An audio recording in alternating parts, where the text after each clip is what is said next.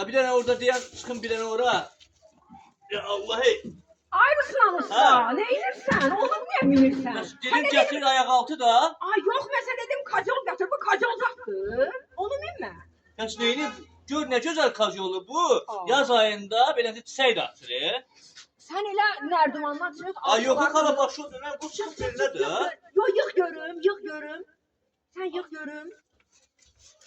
Aa, böyle şey olar. Ne güzel almadı. Aa, o Məhvirədən də gözəldir. Görsen. Ala bir tane bir kajolma. Tut. Ye. Ye sen yerden tapmamışam. Ye.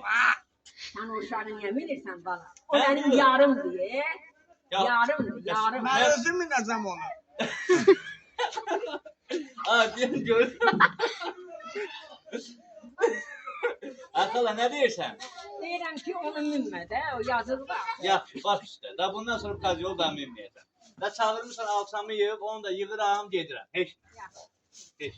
Yarımın belinde gümüş kayışlar, yarımın belinde gümüş kayışlar, yarımın üzerinde mene hoş bakışlar, yarımın üzerinde mene hoş bakışlar. Aa bu diyen. Mene küsmesin, yergin Oyna. mene küsmesin, yergin bilirler. Giderim ayarım, niye nazlı, nazını çok seviyorlar. Ay. Giderim ayarım, niye At ya. nazını çok seviyorlar. Be.